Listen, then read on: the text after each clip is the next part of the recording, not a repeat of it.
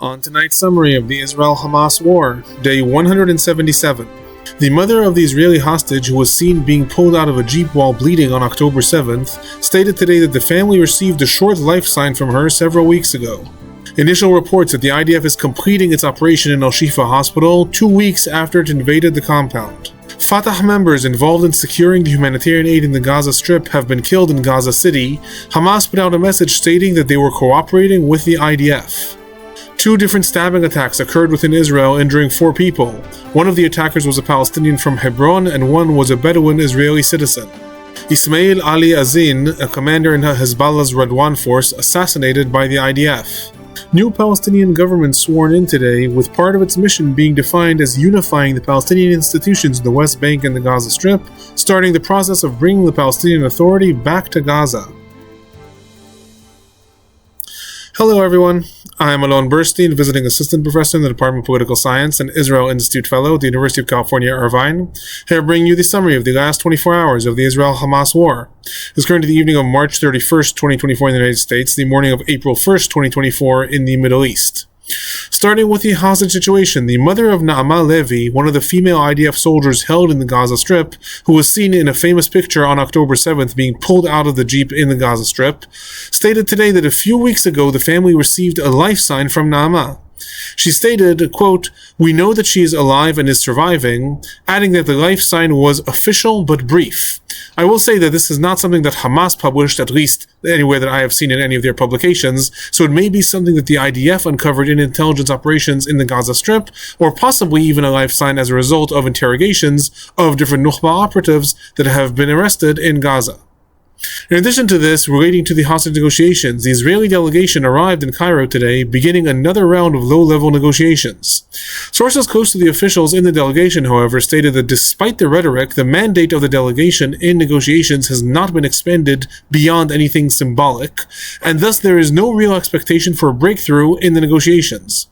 Related to this, Israeli Prime Minister Netanyahu met with the family members of female IDF soldiers that are held hostage today, stating that he is engaged in a give-and-take negotiations, not give and give. At a press conference later in the evening, Netanyahu stated that he is fully committed to returning all the hostages through combined military pressure and negotiations, adding that Hamas's demands have security considerations that he cannot elaborate upon. So this is Netanyahu's response to the growing pressure that I'll report about also later with regards to protests in Israel, stating that Netanyahu is not actually doing everything to return the hostages. Netanyahu is saying there are considerations that he cannot make public. Hamas in turn stated today that it has not decided if it is going to send a delegation to the talks that are going on in Cairo, stating that the position between the sides are still too far to hope for a breakthrough. Some reports stated that the Israeli delegation may even return to Israel tomorrow. In other words, it's just going to be something of probing the ground to see if there is anything to talk about. Remains to be seen. There's also all kinds of rumors that there may be negotiations that will be restarted in Qatar.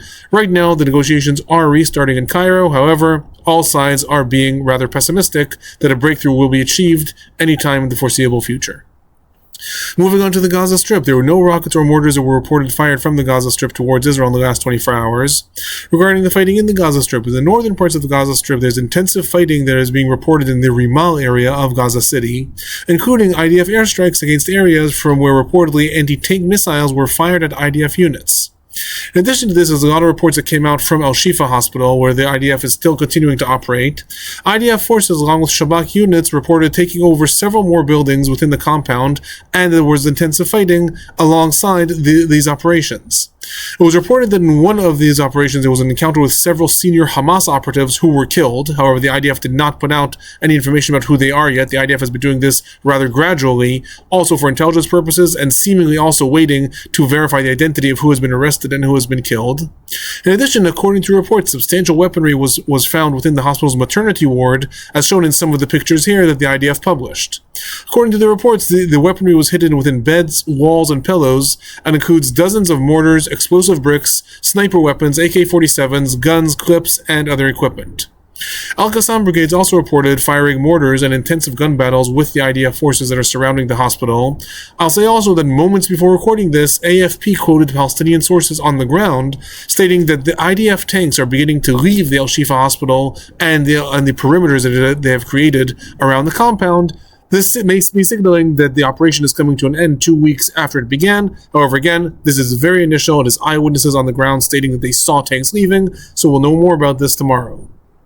In the central parts of the Gaza Strip, the IDF carried out a bombing within the compound of the Al-Aqsa hospital in Deir el-Balah. I remind everyone that Deir el-Balah is an area that the IDF has not operated forces on the ground yet. IDF spokesperson stated that an operational command center of the Palestinian Islamic Jihad that was operating within the hospital compound was attacked, adding that this was done after careful intelligence procedures and that the attack was carried out in a way that did not damage or interrupt the hospital's function. In addition to this, fighting was also reported in the central parts of the Gaza Strip, including when a Hamas operative emerged from a tunnel trying to ambush IDF soldiers in the area. Reportedly, he was shot and killed. Again, as is often the case with the central parts of the Gaza Strip, it was not reported exactly where this is. This could have been in the outskirts of Deir el-Balah. It could have also been in El Maghazi refugee camp or in El Nusrat refugee camp. The IDF is operating in the outskirts of both of those places. In one of these places, there are intensive gun battles. In the southern parts of the Gaza Strip in Khan Yunis, there's ongoing intensive fighting also in the Al Amal neighborhood. This is in the western part of the city. The IDF reported that 15 Hamas operatives have been killed in the area in the last 24 hours, some of them with sniper and mortar attacks. There's also continuous fighting going on in the Al Karara regions in the eastern parts of Khan Yunis. There have been no more reports about the northern parts of Khan Yunis, where I stated yesterday there was intensive bombardments that may signal the beginning of an operation. So it remains to be seen if that was a quote-unquote one-off, or if the operation is going to develop there in the coming days.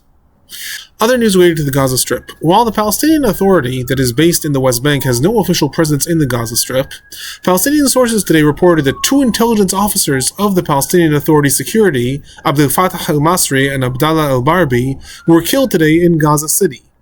The 2 are Fatah members and were reportedly part of a mission to secure the entrance of humanitarian aid in the Kuwait Square of Gaza City, and according to the report, they were killed in, quote, unknown circumstances. 3 more officials of the Palestinian Authority were injured after a mission to secure the entrance of humanitarian aid as well. While some sources in Gaza stated that they were killed by the IDF, a senior official in Hamas's Ministry of Interior in the Gaza Strip heavily implied that they were killed by the Hamas movement. In an interview that he gave to the Al-Aqsa News Network, the Hamas official stated that the 2 had been actively cooperating with the IDF, that is usually a phrasing that is used to justify execution by Hamas. He added that, quote, suspicious security forces entered the Gaza Strip in cooperation with the occupation, i.e. the IDF, adding, the Hamas police in Rafah recently arrested 6 leaders of the suspicious force and are working to root the rest out. He stated that any security force that enters the Gaza Strip with the occupation, again that means with the IDF, without coordination with the resistance, i.e. with Hamas, will be dealt with in the same way that Hamas deals with the IDF. Amidst the importance of this report with regards to confrontations between Hamas and Fatah, it is also very important because it is seemingly the first public confirmation that without any official announcements or declarations, Fatah and more broadly the Palestinian Authority are being given access by Israel and the IDF to enter the Gaza Strip to take up security roles and almost governing positions in distributing humanitarian aid in the northern parts of the Gaza Strip and possibly in other parts of the Gaza Strip. This matches the increasing demands of the United States, both of Israel and of the Palestinian Authority, that both should cooperate in order to develop some sort of governing mechanism in the Gaza Strip. However, it also stands contrary to the very public and adamant rejection of both Israeli Prime Minister Netanyahu and of the Israeli government, who have vowed that such a thing will not happen and the Palestinian Authority will not be given any access, neither now nor in the future, to the Gaza Strip. So it remains to be seen what more we'll learn about this in the coming days. Other news related to the Gaza Strip. Relating to the Rafah invasion, Israeli Prime Minister Netanyahu repeated tonight during a press conference that he has approved the IDF plans for the Rafah invasion and argued that the U.S. pressure is not holding up the invasion. He did not state, however, why the invasion has not taken place, despite the fact that the plans have been approved for over a month, and stated instead, and I quote, "It takes time, but it will get done. We will enter Rafah for one simple reason. There is no victory without entering Rafah, and there is no victory without destroying the Hamas battalions there." Other news, Israeli Defense Minister Yoav Gallant stated today that interrogation of the Hamas operatives that were arrested in Al-Shifa hospital are showing that the movement is crumbling from within, and many are stating that the stress of the movement is under in the Gaza Strip is apparent within the operatives in the field. Regarding casualties, 2 IDF soldiers reported killed in the Gaza Strip in the last 24 hours. 1 died of wounds that he sustained in the Al-Amal attack a few days ago. This brings the total number of IDF soldiers that have been killed in the Gaza Strip since the invasion began to 256. One IDF soldier is reported injured in the Gaza Strip in the last 24 hours. This brings the total number of IDF soldiers killed in the Gaza Strip since the invasion began to 1,545. The Palestinian Health Ministry in the Gaza Strip is reporting that 77 Palestinians were killed in the Gaza Strip in the last 24 hours. This brings the total number of Palestinians that have been killed in the Gaza Strip since the war began to 32,782. 75,298 Palestinians are reported injured in the Gaza Strip since the war began. Moving on to the humanitarian situation in the Gaza Strip, there was a report today that the expanded entry of humanitarian aid into the Gaza Strip in the past week is starting to have an effect on prices that are lowering in the Gaza markets that are still operating in the different parts of the Gaza Strip. The reports draw both on social media statements of Palestinians on the ground, as well as on publications of the emergency committees. These are Hamas-run bodies that Hamas established several months ago in order to try to control prices in the black markets and in the open markets of the Gaza Strip. A narrative war is already surrounding these facts, the lowering of prices. Hamas has stated that it has lowered taxes in order to reduce costs and save the population from starvation, and that is the reason why prices are lowering. In turn, the IDF claims that Hamas's statements about lowering taxes are an attempt to cover up the fact that prices are dropping due to the increased humanitarian aid that is entering the Gaza Strip through many different entry points, including ground entry points through the sea and air paradropping missions. Other news related to the humanitarian situation: it was reported today that Israel proposed to the United Nations a plan to dismantle UNRWA and transfer hundreds of UNRWA workers to work in different UN agencies, such as the World Food Programme, in order to facilitate aid distribution in the Gaza Strip on the one hand, while on the other hand contribute to the actual closing of UNRWA. The report emphasizes that Israel is willing to work in order to allow as much humanitarian aid to enter the Gaza Strip as possible. However, it refuses to work with UNRWA, and this is the attempt on Israel's side to, on the one hand, contribute to dismantling UNRWA, on the other hand, show the United Nations that the expertise that the local agencies have developed on the ground will not go to waste, because some of these workers will be able to be transferred to work in different UN agencies and provide humanitarian aid. Moving on to a section that I don't have every day, this time reporting on two stabbing attacks that occurred within the borders of Israel. One attack occurred in Beersheba, on the central bus station. A Bedouin Israeli citizen from Rahat, Naji Abu Faria, stabbed an IDF officer in one of the bus platforms and later injured him. The attacker was shot and killed by another soldier on the scene. Abu Faria is reportedly known to have a long criminal record in Israel. While this is being investigated and has been documented as a terror attack that occurred within Israel, his family also stated today that this was not a terror attack, but rather an argument that resulted in violence and a stabbing. I will say that the family has a vested interest in stating this and in trying to prove that this is the case, because according to the laws of Israel, if this is a terror attack, this will have a lot of repercussions on the family itself, and the family home can be destroyed and all kinds of things like that. Whereas if this is a criminal act, then the only repercussions are for the attacker, who, as I stated, is already dead. In addition to this, another attack occurred in the areas of Gan Yavne. This time, a Palestinian from the West Bank carried out the attack. Reportedly, he was armed with two knives and stabbed and badly injured 3 Israelis before being shot and killed by municipal police officers. Israeli police officers stated that the attacker was Faiz Mahmoud Halil, a 19-year-old from Dora. This is near Hebron. Palestinian sources confirmed that he is 19 years old from Dora, although named him as Mouman Faiz al-Maselma. It was reported that he was working illegally in the shopping center in Israel, where he eventually carried out the attack, again injuring 3 people. Moving on to the West Bank, Muhammad el-Saadi, the Palestinian who carried out a shooting attack in the Jordan Valley on Thursday that injured 3 people, turned himself into the IDF. Al-Saadi is a member of the Palestinian Authority's security forces in Jenin. He turned himself in amidst the breathing siege that the IDF had imposed on Jericho and other major operations that the military was carrying out in the Oja village, trying to hunt him down. The IDF did not explicitly report if the siege on Jericho is now going to be lifted. However, it is very likely that it will be lifted within the next 24 hours. Again, the minute I hear more about this, it'll appear in the future summaries. In addition to this, there was substantial IDF activity that was reported in several different areas of the West Bank. These included the areas of El Arub, refugee camp, Sa'ir near Hebron, Bethlehem, and El Jalama near Jenin. Confrontations reportedly erupted in several of these different operations, and several Palestinians were injured. However, neither did the IDF nor the Palestinian Prisoner Society put out numbers about how many Palestinians were arrested in the West Bank in the last 24 hours. Moving on to the northern parts of Israel, southern parts of Lebanon, there were continuous rocket barrages fired from Lebanon targeting the northern parts of Israel today. A barrage of 5 rockets targeted the areas of Metula, and other rockets were fired towards the areas of Hardov and Arab al-Ramsheh. Several of these were reportedly intercepted. The rest fell in open areas. Other launches also targeted the areas of Kiryat Shmona, Malachia, Margaliot, and Reches Ramim. One IDF soldier was reportedly lightly injured in one of these barrages. Hezbollah announced that Burkan missiles were fired in the attack towards Malachia, and a drone also reportedly penetrated Israeli airspace before crashing in the areas of Hermon.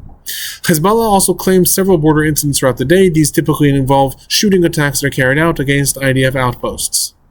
Regarding IDF activity, IDF warplanes targeted Hezbollah launching sites in the areas of Marhaba, and a Hezbollah lookout post was also attacked in the Kila village. Other airstrikes were also carried out in the areas of El Hayam and Rav al-Thalathin. In addition to this, El Manar reported 2 IDF attacks in the areas of Bleda, and El Miadin also reported attacks in Misr Jabel. There were also reports of artillery fire that was carried out throughout the day against different Hezbollah launching sites from where rockets were launched. In addition to this, Ismail Ali Azin, a senior commander in the anti-tank missile units of the Radwan force, that is Hezbollah's special commando units, was assassinated today in the town of Kunin. The IDF claimed responsibility for the assassination, stating that Azin is a central figure in coordinating the missile launches towards the IDF and targeting also Israeli civilians. Hezbollah also put out a statement confirming that he was killed in this attack. Other news from Lebanon. There are reports in several different Lebanese newspapers today suggesting that both Hezbollah and the Lebanese government are becoming increasingly convinced that the IDF's expanded attacks into the northern areas of Lebanon are not a quote-unquote one-off attack, but rather they indicate a new phase in the fighting. The reports suggest that both the government and Hezbollah feel that a larger escalation is being planned by the IDF. Hezbollah put out statements stating that it is, quote, preparing for the big war, and in the Lebanese government there is suspicion that due to the political turmoil that is in Israel and the pressures that are being mounted on the Israeli government to allow the civilians that have been evacuated from northern Israel to return to their homes, Israel is likely planning a larger operation within Lebanon that will be carried out in the coming weeks or months. Relating to Syria, the Voice of Capital Radio reported that the IDF carried out 2 airstrikes in the regions of Damascus today, one targeting a scientific research center in the Jamaria region, and another targeting outposts used by both the Syrian army and Hezbollah in the Adarij region. Hours later, the Syrian government also stated that the IDF carried out several airstrikes in Damascus. However, they stated that 2 civilians were injured in these attacks. In addition, after I reported yesterday that the IDF intercepted an aerial target making its way towards Israel, the Islamic Resistance in Iraq militia published a video claiming responsibility for the attack, showing the militia launching drones and giving the date showing that they were the ones that carried out that attack. Related to this, in the most southern town in Israel, in Eilat, a drone crashed into a structure today after penetrating Israel's airspace from the Jordanian border. While this is the most southern town in Israel, it was later reported, however, that the drone was launched by a militia in Iraq who claimed responsibility for the attack. It was not reported that this was a suicide drone and that is why it crashed, or if it accidentally crashed. Either way, no one was injured. Light damage was reported to the structure. Moving on to the political and general trends of the last 24 hours, after the family members of Israeli hostages publicly declared yesterday that they are recognizing that Israeli Prime Minister Netanyahu is holding up a hostage deal for political gain, today there were massive protests that broke out within Israel. Tens of thousands of people joined the protests in Jerusalem, combining calls for Netanyahu's replacement and for a hostage deal. Among the speakers were also the leader of the opposition in Israel, Yair Lapid, who called for elections. The protesters also set up a tent city outside the Knesset and have vowed to escalate protests in the coming days. Responding to pictures of protesters who were blocking roads, Minister of Finance Bezalel Smotrich called upon Israeli Prime Minister Netanyahu to stand firm against irresponsible pressures. Other coalition members also stated that protests during wartime are a gift to Yahya Sinwar, the leader of Hamas in the Gaza Strip. MK Tali Gottlieb, who's a member of the Likud, stated that the protesters reminded her of terrorists, stating, and I quote, "Terrorists protest that way, terrorists start fires." Similarly, in a press conference that was given tonight that I mentioned earlier, Israeli Prime Minister Netanyahu also related to the calls for elections, stating, and I quote, "The calls for election now, in the midst of war, a moment before victory, will shut Israel down for 6 months, I would estimate even for 8 months. They will shut down the hostage negotiations, they will bring an end to the war before achieving its goals, and the first to welcome this will be Hamas. That should say it all." So again, While this is internal political matters in Israel, if these protests do develop and if they end up causing fractures in the Israeli government, this could precipitate elections in Israel sometime in the future, which obviously will have a major impact on the way the war is developing, and that's what we're seeing Prime Minister Netanyahu trying to imply as well. Other political news. The chair of the Committee on Foreign Affairs in the UK Parliament stated today that the committee has received an expert legal opinion that concludes that Israel is violating international law in the Gaza Strip. The Foreign Office stated that the report is still being examined and thus it is classified. However, I will add that if the government does accept these conclusions, the United Kingdom will be forbidden from legally authorizing weapons exports to Israel. This is part of the domino effect that Israel was very fearful of after Canada decided to suspend its weapons exports to Israel. It could be that the United Kingdom would be next to do this. Again, we'll learn more about this in the coming days. Moving on to the future of the Gaza Strip, the new Palestinian government, headed by Mohammed Mustafa, was sworn in today in the West Bank capital of Ramallah. As a reminder, despite the reconciliation meetings between the different Palestinian factions that led to the Prime Minister resigning and the establishment of a new government, Hamas has rejected this new government, calling it illegitimate and calling upon Fatah to not cooperate with it and instead come up with a government that can be recognized and approved by all factions. Palestinian Authority Chairman Mahmoud Abbas stated at the ceremony that when he accepted this government and swore it in, I quote, "The mission of the new government includes the West Bank, East Jerusalem, and the Gaza Strip." He then listed a bunch of tasks of the government, including preparing all regions for presidential and parliamentary elections, adding that this has to be done with an emphasis on East Jerusalem. That is an important point, and that is why I'm emphasizing it. Also, while calling for new elections for presidency as well as elections to the parliament, is Mahmoud Abbas adhering to the U.S. demands for reforms in the Palestinian Authority, placing the emphasis that that the elections have to happen in East Jerusalem as well, is an obstacle to those elections actually happening if they could occur. Israel does not allow Palestinian elections to be held in East Jerusalem. This has been the main reason that the Palestinian Authority has cited that it cannot hold elections, and why Mahmoud Abbas has not had elections in the Palestinian Authority since 2006. Abbas's term himself expired in 2009. However, every time there have been calls for elections in the Palestinian Authority, it has been a repeated statement that since Israel will not allow the elections to include the East Jerusalem, they cannot be held. So the fact that Abbas is calling for elections on the one hand, on the other hand saying that we emphasize they have to include East Jerusalem, is both a way to accept the U.S. pressure on the one hand, while also apply and turn pressure on Israel, saying you have to recognize that East Jerusalem is part of the Palestinian territories. In addition to this, Abbas stated that the government's aims are going to be to unify the governmental institutions between the Gaza Strip and the West Bank.